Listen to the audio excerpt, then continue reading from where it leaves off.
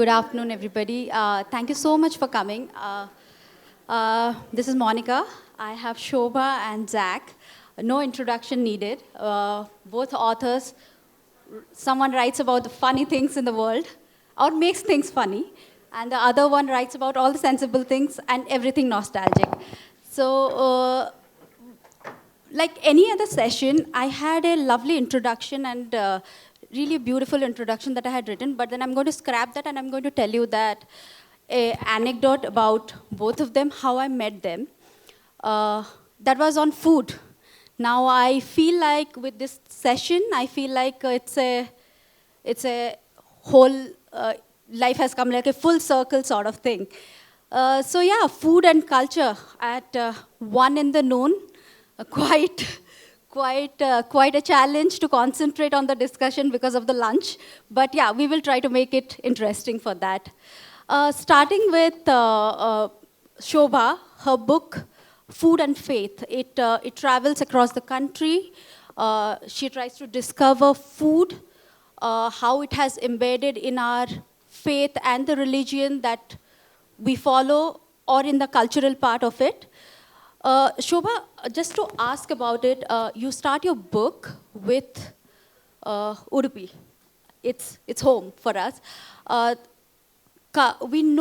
are quite aware of the fact what Udupi food holds for the Karnataka cuisine and what a significance it holds. But if you step out of Karnataka, it has become more than that. So the moment you say Udupi Upahar Bhavan, you know the kind of food it is.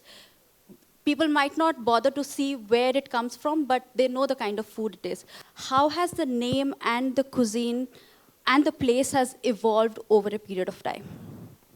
Thank you. Thank you, Monika. Thank you all for being here. So Indians are masters at branding when it comes to food. So we have our Madras Kumbakonam filter coffee. And the genius of Udupi was, it actually came about because of an accident, which is described in a book called The Udupi Kitchen by Malati Srinivasan and Geeta Rao, both of whom are mother and daughter. So apparently, the way Udupi cuisine, like Monika said, became transported all over India is because of the masala dosa, which all of us love. And the masala dosa has an interesting form where the masala is folded inside. Apparently, the priests in Udupi, where onions are forbidden, and so it's very sattvic cuisine, they wanted to enjoy the masala without letting it be known. So they invented this form where the masala was folded into the dosa, and it became such a super hit that that whole idea got transported all over India. So I think that invention was the beginning of Udupi's fame, and now, of course, you go to New Jersey or Berlin, anywhere in the world, you get your Udupi masala dosa. So that is the anchor, and then, of course, the cuisine, depending on who you ask, I think the food you get at Udupi is delicious, and all of it is delicious. Of course, if you go to Germany to eat masala dosa, you pay much more. It'll be more like 20 euros rather than 20 rupees, I should say. But it's a wonderful book she's written. I've read it myself, and I actually quote from it, this particular thing in my own book. So you should probably buy both books because they're like companion volumes. Okay, Zac, it's Mysore and it's Litfest. It's impossible to not talk about the culture and the people that come from the city. You found your holy grail in the writing of R.K. Narayan. Yes, that's correct. Yeah, so, one of the fascinating things about Narayan's books are he embeds the food very masterfully. He's master in that. And it's a home cuisine that you talk about. What is that, what is about his writing that you found it so charming to just get deep dive into it and just found it so fascinating to just explore it more? Right. One thing is that when you come to India as an immigrant from another country and try to settle down here, there are many things that are very difficult to understand. And I think for me, R.K. Narayan became like a explainer. So I was reading all his books, and I started to understand more and more why things are, I started feeling that I can understand this society. And one thing is that almost all of his books, there's food items that are kind of pivotal for the plot, so to speak. I mean, there's even books like Vendor of Sweets, which has food in the title. And then there's the Man-Eater of Malgudi, which suggests that humans can also be food if you are a man-eater. And in the guide, for example, which actually was a book, he got the idea from the next door hotel, Metropole, where he watched a tout in action. And then he got this idea to write the guide, which is about a fellow who takes tourists around. You probably all have read it. And he's a bit of a con man, and in the end of the book, he becomes like a holy man for some villagers who feed him. And then there's a drought, and he has to starve himself and do penance for the rain to come. And then he describes these bondas that he used to have in I was about to say Mysore railway station, but of course it's Malgudi in the books. But I think Malgudi is very much Mysore. And so he describes the bondas that he used to have in the railway station from a vendor who would, boil them in kerosene or whatever was cheapest, and how they tasted the onion and the coriander and potato inside and everything. So I became like a total bonda addict, and that's why I look like a bonda today also. Like, look at my stomach. From reading his books. And so he has these very evocative little things that even in his autobiographical writing, he describes how he would walk around Mysore to look for inspiration for his own writings.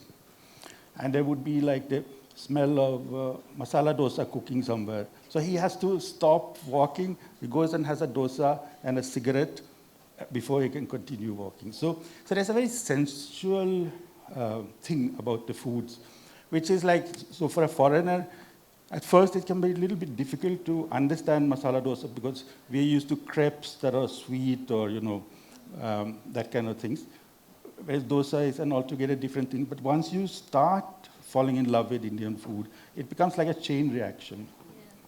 Yeah. But I want to know, since you said that you have become like you had become like a bonda addict, tell me what was the capacity? How many could we go for? I mean, it was like whenever I passed by a bonda seller, I just had to stop and have one. I mean, it was like, and it's really hard to walk around, especially for a travel writer. Like you want to cover a certain distance, but suddenly there's somebody making bonda, and then you have to stop and eat. So it's very hard for my job, when I was working at National Geographic to get anywhere because I was always stuck eating something. But my latest book is about eating my way through India, so I think I got some inspiration out of it also to write the book. Okay. All right. Okay, just coming back to Shoba, in India, food, culture, religion are quite interlinked. It's very directly proportional, like our food are very, quite inspired from our religion, any kind of religion for that matter. So is it possible or impossible to, in a country like India, to divide three of them differently, like a culture, food, and religion separately? Because, in India, it's all interlinked. So is it possible? So Zac's is a very humorous and funny book. This is, I try to do touches of humor, but my book is, I was raised a Hindu, but my book is about being a skeptical seeker and going through India and trying to approach and understand religion through food, which I think is a very, in math we say LCM, lowest common denominator way of using it. But that said, even in India where we have multiple faiths, certain faiths, prasadam or prasad as they call it in North India, is intrinsic to Hinduism. I tried to include a Jain temple, but my Jain friends and editor said there is no concept of prasadam in Jainism. Of course, in Sikhism, you have langar, which is the biggest prasadam of all you could think of. Christianity, you do have, I went to Christian schools and colleges. So prasadam is a sort of, you can fudge it. Islam in India the dargah, some dargahs do it, and I do write about one. But prasadam as a concept of eating food that is blessed by the Lord is far more of a Hindu trait. Parsis I could not include. I wanted to include the rainbow religions that we have in India, but I couldn't. So I would say this is largely a book on Hinduism. It started out as a book on sacred food, and then it became into this whole thing about how me as a skeptic of religion became sort of more like a convert. So I talk a lot about the food, but I also talk a lot about my journey. So in the quest of like finding different prasadam, so what was it those, can you just suggest some of the prasadams that you have written about? You have elaborately explained those, so what are the things that you kind of discovered? Yeah.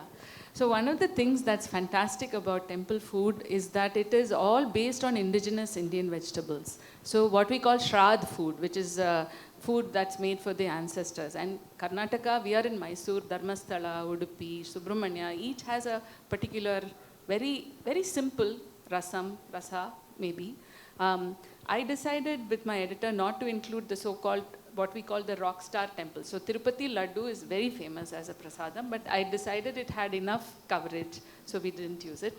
The Kerala payasams, there are two of the Ambalapura pal payasam is included because it is, the way they make it is, they make it on a giant urli, and after what I find moving about religion, and again I'm still trying to figure out my equation with my faith, is that anyone who has, whether it's a church or a mosque or a temple, anyone who communes with somebody who is larger than themselves is very moving to me. So this Kerala temples, they do this weird thing. They make the prasadam, and then the man who cooks goes outside and he calls Vasudeva, which is Krishna's name in that temple. So to believe that by calling a god will come and eat your prasadam, that is the whole notion of imagination. And that's what all of us as writers aspire to, this kind of ability to imagine that somebody is going to come and eat your food for real every day. So, yeah. So some of the prasadams I would recommend are the Kerala payasams for sure, any temple in Kerala. In Karnataka, you go to any temple, have their rasa, for example, definitely. Then go to Jagannath Puri and have the full thali. They use many, the chapan bhog, they use that. And the last one, of course, you have to have the langar at the Golden Temple. This one thing that occurred to me that you were mentioning that these are like foods are all cooked with indigenous original vegetables, and so that must mean that the temple food that we get when we go to temples is like the original Indian food. Because like in my book I look a lot about the fusions and the hybrids like which came with colonialism, the Portuguese and the French brought in potatoes, for example. And today we can't imagine a masala dosa without potato, palia. But the original dosas would have been made without potatoes. So the foods you are talking about are really like the truly true Indian foods, right? And although Udupi is known for masala dosa, at the temple, as far as I know, they don't serve it. It is the rice and the pumpkin and the gourds and all the native vegetables. Yeah. So if one really wants to know what true Indian food tastes like, one would go and eat these temple foods. And the popular foods, one has to follow your book. No, but Zac, have you an exploration for the prasadam that Shoba is talking about? Like, because you are a foodie and you try to explore different food, especially in the country like India. Yeah, I mean, I find it like fantastic that even as a non-Hindu, if I visit a temple in Tamil Nadu, for example, they insist that I should have the curd rice or whatever they're serving as prasadam, which is often among the tastiest food I have as I travel as well, because it's so well made according to certain specific rules. Like when I go and check out restaurants in the same city, the food is often quite horrible, restaurant food. I hope there's no restaurateur in the audience taking offense, but many restaurants use a lot of food coloring to make it look, more glamorous, and they use a lot of chili because people should feel that they're getting their money's worth. So especially like when I travel and review a lot of restaurants, when I get back from a journey, I'm usually totally destroyed, like physically. It takes weeks to recover.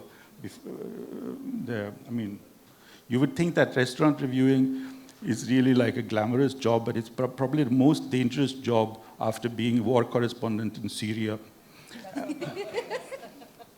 But yeah, so it's very refreshing to partake in these traditional South Indian meals, which are so subtle in the flavors, and generally you feel very healthy, and it's like a very purifying diet also.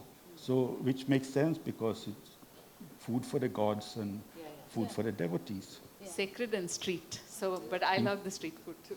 Yeah, of course. Yeah. So, Zac, my question is for you, for this one that, we write food in non-fiction and we write food in fiction. Mm. So, as from the author's point of view, when you embed food in a story format, like, it's not the hero of the story, but it is there. It is there to get people's attention. So, what is the psyche behind an author when they put food in the story? Is it because, probably the readers are getting a little distracted, okay, let me get back to get that familiar thing in that.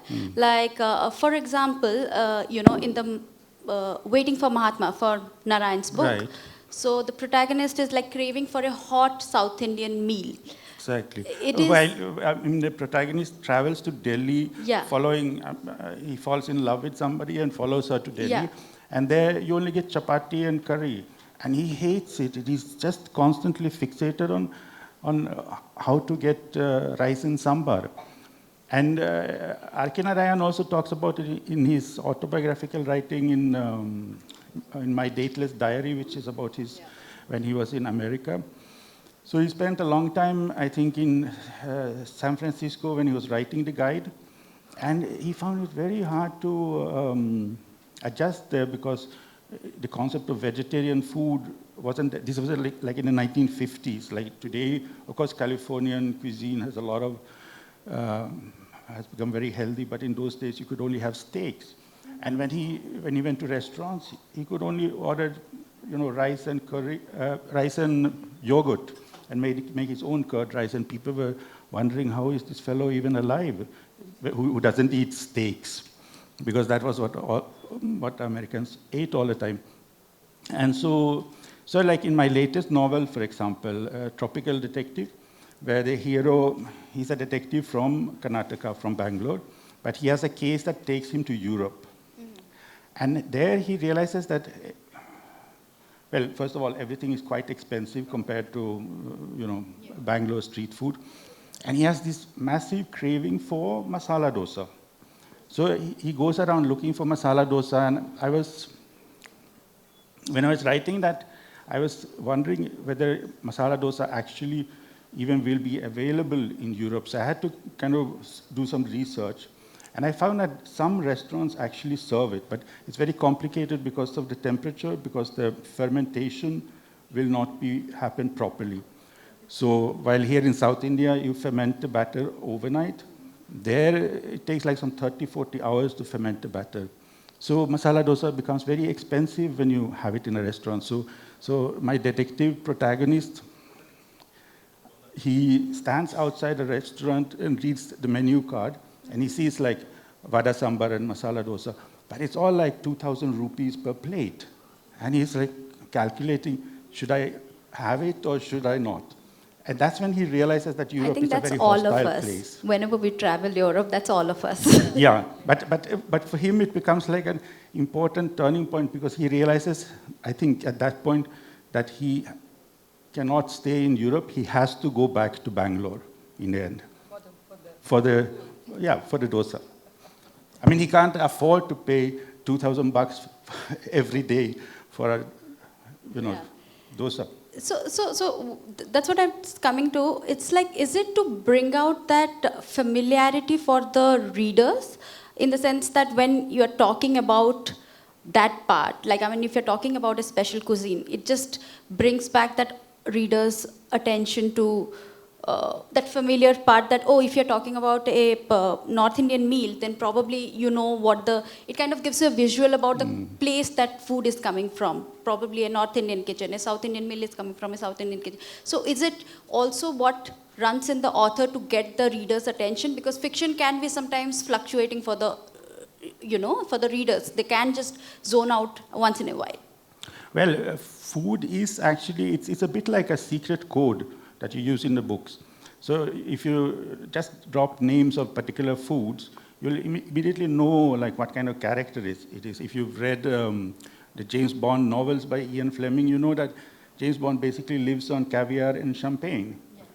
And which then we know what kind of figure he is. Even if Ian Fleming, the author, he wasn't a foodie. I mean, his standard meal was an 8-egg omelette, morning, lunch, and dinner. But, and then he died at 57, I think, also. So, makes sense. But yeah, food sorry. Yeah, so, please. Food is not just food, like he said. I think the food is linked to memory, it's linked to relationships, it's linked, I mean, we all have this vision of our mothers, whatever particular dish it is. So I think as food writers, for both of us, the challenge is to make food larger than it is, that it's not just a description of dishes, but it's a link to our, like you said, nostalgia, a link to people that we care about. And like Zac, I too have a R.K. Narayan, and both of us are thinking about him because this is Mysuru, which is where he lived. My father did his PhD on R.K. Narayan, and so as a child I read all his books. Vendor of Sweets, by the way, if you haven't read, has the best description of a boy meets girl in the arranged marriage ever written, I think. And R.K. Narayan, my father wrote to him and said, I would like to interview you for my thesis. And he said, I don't believe that my books need to become literature in that sense. It should not become academic. I refuse to give the interview. So this was a story my dad told me about Narayan. And Zac, looks like you've read all his books as well. Yeah, and he actually gave me an interview once, shortly before he passed away. So he invited me home. And on the condition that we're not going to talk about his books. Yeah. So I was wondering, what are we going to talk about? So, but I still went. And then he started talking about food. Like, what foods have you eaten? And I said, dosa, idli. He said, good, very good. And then he started talking about, so we went on talking about that mostly. And it was a very nice conversation because we talked about the culture around the books, actually. But without talking about the books, we still spent that day together. And food is larger than, I think, food. Yeah. And also, I think, so food, especially, like if you look at Indian books that become popular abroad, they're usually the books that will have a strong food element, or at least, scent of pepper or cardamom, or something that the readers in outside India, they can dream about Indian food when they read them. They're like a lot of flavor, a lot of descriptions about food. So if anybody aspires to write that great Indian bestseller that is sold to all the countries of the world, make sure to include Indian food in it, because that will really make the readers excited.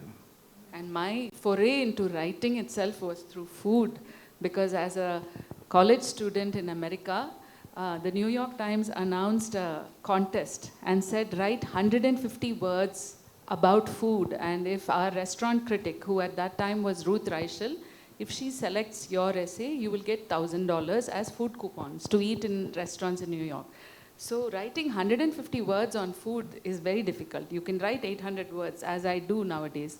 But to write a story in 150 words, as it turns out, my essay was chosen, and that became eventually my first book called Monsoon Diary, which was shortlisted for a James Beard Award, which is a food award in that.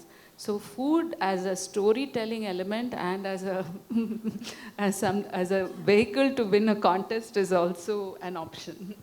Yeah, so rightfully you got me to that question. There's one more question that I also wanted to ask, like, both of you are food writers, like you have mastered the art of, like, describing a substance and along with the smell also. So that's the art. There are a lot of aspiring who wants to write the food, and it's not the most easiest thing. It's not about writing the flavors and notes. It's more than that. What are both your tips if somebody wants to write about food, and what should they avoid if they're writing about the food? Do you want to go first, or shall I? We can go back and forth on this thing while we think about it. One thing that I think is very important is that one should avoid cliches if one tries to write about food, because there's a lot of cliches in food writing about how something tastes and some. So it's very important before you start writing about food to read Shoba's and my books so that you see how we have avoided cliches and bring in like a fresh language to describe food. And the second thing is that like when you describe a meal, it's important also to remember that at the same time you're telling a story. So it's not just about like what you're eating and what it's made from, but it's the whole experience of tracking down some restaurant nobody has heard about, or which is really hard to find, and the adventure of getting there, and then finally communicating what you want to eat. And many of the meals I talk about in my book, for example, are I go to 5-star hotels and 7-star hotels and 40-star hotels and 100-star hotels. But I also go to places that are unexpected, like hidden behind some paddy field in Goa, or places where you normally wouldn't think of you'll have a great meal, and it turns out there'll be some half-naked man behind the bar, and his wife will be in the kitchen frying prawns, and it'll be the best prawns you've ever had, and it'll be like, it can be a menu, a very limited menu in that kind of restaurant. Basically, there's no menu. You just have to ask, what can you give me? And then they'll say, oh, the prawns are good today or something, and then you just follow their advice. So a good restaurant story or a food story is often like a dialogue with the place, not just like, I went there, I ordered this, I ate that, it tasted like this, which is like a very formulaic and cliched way. And likewise, Shoba in her book, she talks with a lot of people who about their food habits and food traditions within their particular culture, which brings out like a lot of other aspects of food than just the meal before you, because you build up a kind of appetite through these dialogues with the people. And to what Zac said, I would add that you can be any kind of food writer. There are many sort of formulas you can follow. For example, one was followed by Jeffrey Steingarten, who wrote he's a lawyer by training, but he wrote a food column for Vogue. And his column was all on experiments. So for example, one of the experiments would be, how can I make the best mashed potato? Or what if I eat Tabasco every day for a month? So you can choose an experiment and do it. What if I give up gluten for a month, which is a very common experiment now. So that can be one, if you're of scientific bent of mind, or if you have an engineering mindset. Zac's writing on food is about the journey, about the humor, about the personalities that he finds along the way and what it does to him.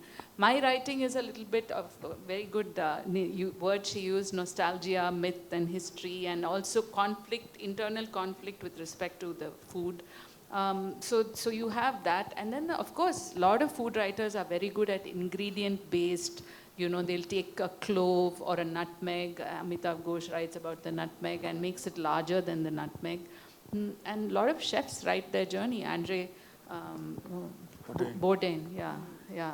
He is, of course, the most So famous. is there any, as writers and as readers also, is there any trigger point for you guys to just turn off from an article, like that you wouldn't, anything in the article that will just turn you off, like, okay, I'm just out of that article? I can tell you, I think the assumption that I'm a good cook, which I'm not, is the most common trigger point, because when people see me, they say, oh, you write so well on food.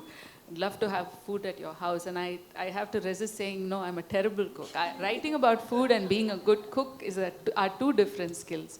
So that is a trigger point, I think, to be aware of. Is just because you're a good cook doesn't mean you can write well about food. In fact, I'd argue the opposite. Yeah. I'd argue the opposite. Even my cooking is actually very much trial and error. Like sometimes it becomes like really nice, and sometimes it becomes so horrible that my wife tells me, shall we order a pizza instead? But one thing that is very important at least when I read other people's food writing, what turns me off is like people who are completely unaware of the story or traditions behind food, which is totally sort of unrelated to the specific cultural situation the story is set in. Whereas I think one thing that Shoba and I have in common as writers is that we are very interested in the history of food as well, and where it comes from, and the context, the cultural context. So like for my latest book, I was actually reading Sangam poetry to look at like what they wrote about food, which dishes were served in South India 2,000 years ago. And I also went to, there's nowadays a food museum in Tanjavur in Tamil Nadu where you can see the history of Indian food in these displays. So, and which ingredients are actually originally from India and have traveled abroad and which have been imported over time. And for example, one thing I discovered is that chicken originates in India. So it's originally this jungle fowl or jungli murg from somewhere in Bengal. The peasants originated in this land, yes, yeah. You're right.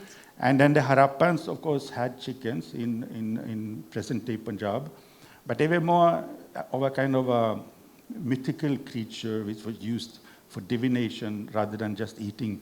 And then chicken came to the Mediterranean countries around 2,500 years ago. There are Greek vases where you can see chickens depicted on dinner parties. And to England and Northern Europe around the year 0, but that's not why time is calculated from 0 but around 2024 years ago. And to America, chicken came with Columbus. He brought the first chicken to the US. And imagine, I mean, if Columbus hadn't gone there would have been no Kentucky Fried Chicken anywhere in the world. And today, 1/3 of all chickens on the planet are Kentucky Fried, and 1/3 are Indian tandoori or curry chickens, and 1/3 is probably McDonald's. Yeah. But so there are these histories behind the food that you need to be aware of. Like even if you want to review a Kentucky Fried Chicken restaurant, you should be aware that without the Indian contribution, you would just have the empty shell of batter and maybe a potato inside, because potatoes came from America to Europe. Shobha, I want to ask you this thing. You have been, you coming from Bangalore, you are considered one of those old Bangaloreans. You have seen Bangalore become Bengaluru, and how the people have evolved and how the food have evolved. Do you see that connection? How the food city and people have evolved over a period of time? Do you see that significance being linked to each other also? Yeah. So there's a saying, you can't get a bad vade in Bangalore, and I've been trying to disprove that, and so far I've not had that. So that is so there are two strands, Monika. One is the strand of Bangalore food that has not changed, and this is true in Darshanis in Bangalore. You get very good vade. They can mess up other things, but the vade still remains. The other thing is the question you alluded to is how has it changed? Bangalore now has become a city of microbreweries, where you get beer more than you get any other drink. And I thought about why that is, and I think it's because of our traffic. I interviewed some people, they said it's because of our traffic. Why would I go so far away to Farmlore or whichever other Vidyarthi Bhavan to eat something? I want something in my neighborhood. So beer is not of course it was called Pub City, but beer is now just exploded. So that is a strong change in an evolution way. In terms of what are the things that we know about, I've written about it in my latest book called Namma Bangalore, is why are Kannadigas obsessed with Karabath and Kesari Bath? Why do they only eat a single color white chutney with their idli and dosa, whereas in Tamil Nadu you get multiple color chutneys? I think Karnataka cuisine is refined in that one is enough. That's what my Bangalore friend told me. Is like, why do you need 3-color pudina chutney, red chutney, white chutney? One chutney is enough. That's good. So I've seen the Bangalore change, but I think one of the beauties of Karnataka is it still remains. I mean, you go to Bannur, you still get very good lamb. You go to Mangalore, or still go for that ice cream, Baba's ice cream. Yeah. So there are still some things that are unchanging. But how do you deal with being vegetarian and a food writer? I mean, half of all Indian food is non-veg. No? I've never had this Bannur lamb, even though I know that they source it from there. Exactly, I was thinking, there's a lovely place nearby where you get it here. Yeah. And with ragi mudde and that thing, and it's a wonderful stuff. But you one of my friends said... only imagine what it only tastes imagine. like. Yeah, my friend said, eat, if you have to become non-veg, just do it before you die, because then your regret will be for a shorter time. Yeah. No, but I think that's your point, no, Zac? It's not just the ingredient, it's the Bannur lamb what fascinates me, because it is one dish in one city. You go to Dindigul, there's one Talapakati biryani, and I'm thinking about that resonates so much. You go to Kumbakonam, how did Kumbakonam stake its claim on coffee? How did, so it is also, I think, branding. How did Mysore masala dosa become famous? Lot of Karnataka places make good masala dosa. So, but why Mysore? No, I think it also comes from the fact, my question came from the fact that it was a joke on the coffee table conversation, because I went to a place and I had a mushroom aloo pandi curry. And then my friend is asking like, where is the pandi in that curry? I'm like, no, I had mushroom pandi curry. It's like, but where is the pandi? So the question was like, you rightfully said, it's also how the city has evolved and how the traffic kind of plays an important role also. Yes. But coming to pandi curry, you coming from Coorg. So what are your explorations there? Well, coming from Coorg in the sense that I live there mostly, and a lot of people think of me as an honorary Kodava. Because I sort of participate, I have a lot of respect for local culture, so they notice the difference between the average tourist who just comes there and demands to have like Andhra food if they're from Hyderabad side, or whatever, like North Indian food if they come from North India. Whereas I just eat what local people eat, and it's very interesting how, talking about what we started with the prasadams of your book. So their pork is like prasadam, basically. So it's used like in a lot of the rituals. There's one particular ritual where we go into the jungle to where their ancestors come from, and usually there's a rock that is being worshipped deep in the jungle. So then the pig is butchered there, and the blood is sprayed over the rocks. And then the priest takes out a bottle of whiskey, and then we get whiskey prasadam in our cupped hands like this. We throw a little bit of whiskey to the ancestors, and then we drink the rest ourselves. What a nice prasadam for people.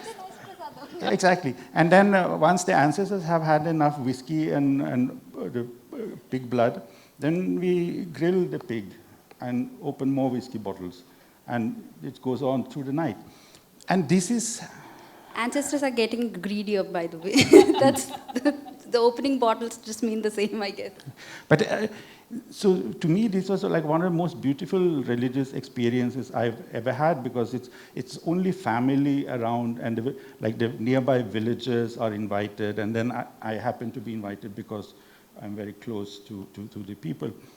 And I don't think in any other religion, well, the Christians, they have that Eucharist wine on Sunday mornings, but that is very symbolic compared to this, which is like wholehearted pigging out in the name of the ancestors. Yes.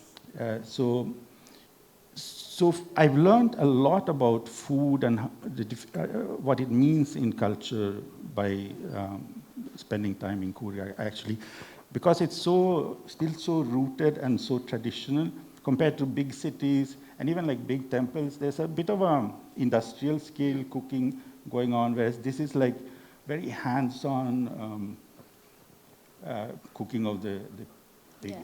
I was going to say, add to that and say, the St. Mary's Feast is very big in Bangalore, near where I live in Shivaji Nagar. So when I started writing Food and Faith, I was like, I can include something about the feasts of the Christianity. But as it turns out, it is not a prasadam. Yeah. St. Mary's Feast is just a feast for the public. It is Yeah, not linked. that's what my next, like you rightfully took the answer for that, but then I'll still pose the question. You know, I read the whole book and I see like you explored a lot of temples in the country, Correct. right? Like from north to south. You included even Ajmer Sharif also, like Yes, it's briefly that- there. yeah. Hardly about Christianity. Yes. Though, even if it's not about prasadam, but like it's a huge community that also, you know, they're culturally quite they're influenced from their food or their natives or whatever. Yes. So I couldn't find much about it. Yes. Any particular reason that you I haven't think included? I desperately wanted equal share for all the faiths that are the big ones in India. And I told you about Jainism. Christianity, my Christian friends said that you'll be sort of massaging the story in order to fit your book. If it's about sacred food offered to the gods and given to us, our feasts are not like that. We serve it at church, but it's a feast for the community. It is not that Jesus ate it and then we all have it. So the Eucharist was the closest I could come up with. So then the question becomes, do you just make it about Hinduism? And I refuse to do that. So there are token chapters on Islam and Christianity, the church in Goa, and the Sikhism, but other faiths I couldn't include. And I feel bad about that, but if you make it about sacred food, yeah. I have already got the cue. It's 5 more minutes. I will end with Zac. You know, in the book, you kind of explored for your quest for Malgudi. Like you went for a hunt for a Malgudi. Like including you found something called Malgudi menu. What are the interesting things about like a Malgudi menu or like Malgudi food, the fictional food that we talk about, so that you have discovered on your way of, you know, when you went on that writing about your book?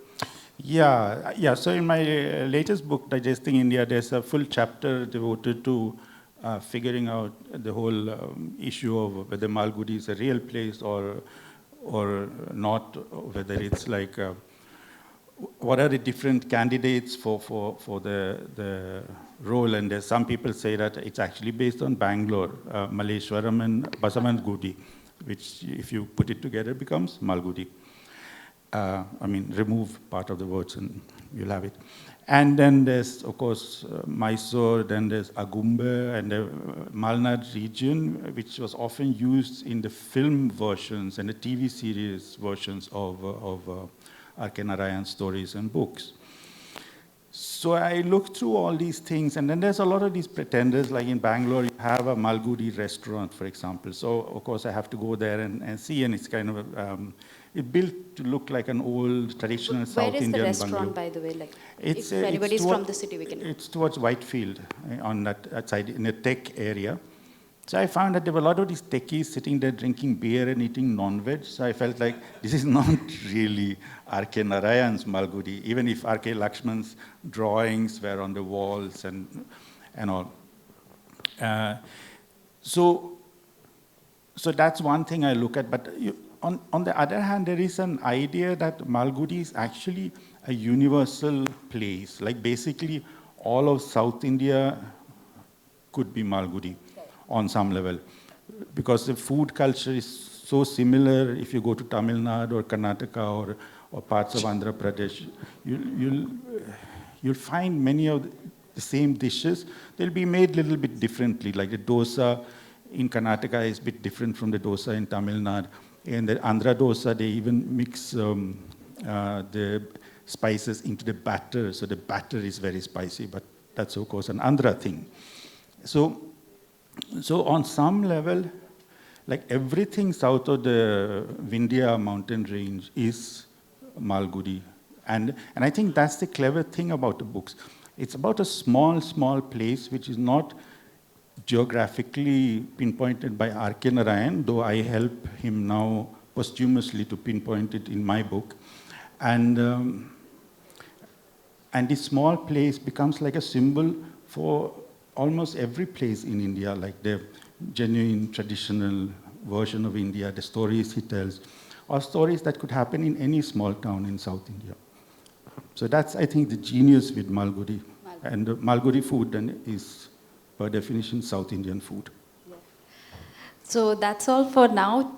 I think it has triggered enough taste bud for people to just go for the lunch. We have spoken elaborately about so many of the cuisines, but thank you so much, Shoba and Zac. It was quite a discussion and funny and quite insightful. Thank you so much. Thank you so much for being in the audience. Thank you for your patience, all of you. And Thank you. we'll sign the books for free if you want, but you'll have to pay something little in the shop for the book. Do I get to ask a question? Yes, there is one question in the audience, and there are a couple of questions in the audience. Yes. Okay. First thing is, this is more of a comment. If you want to know how important food is in life, diet. Once you start dieting, food becomes your entire life.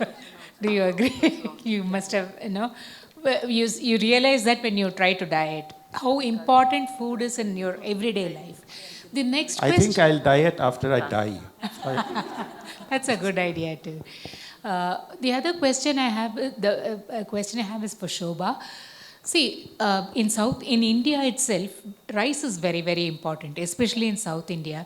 So you see it being used for all different reasons, all occasions, auspicious and inauspicious. Like when someone dies, they put rice in the mouth, and when during a wedding, you have rice, and when a baby is starting to eat, the first thing is rice. So that aspect of food as a part of religion and of sanctity. Do you have anything to mention about that? In the Udupi Paryaya, they use other grains besides rice. You're absolutely right that rice pervades India. Even in the Puri temple, the rice is very important. But we have batta, we have paddy, we have corn, we have millets, and Karnataka is known for that. So I think some temple cuisines still retain the variety of grains that we all once used to eat until rice took over. In Kerala also, the red rice used to be there, but now they use white rice. So it is the Sona Masuri-fying of India. We have another question. As we are running out of time, I request the audience to have a session outside. We can have it at the author's lounge. Yeah. 1 minute. You said you need 1 week to recover from your journeys in this world, mind elaborating, where you say that your health as in the turmoil mode. What are the future plans for the food you take while you're in next? What are the qualities and advantages you have benefit that you take rich food and local food in all the states? What are the natural foods, biographical Wikipedias? So, my name is Jayakumar. I am from Mysore. You should tell about the food for the health tips while the person. I think the authors will be available at the lounge. So, sir, I think we are getting ready for the next session. Yeah. So, he's just going to take the question there, if you don't mind, or if you want to take the... No, we can continue the conversation. Yes.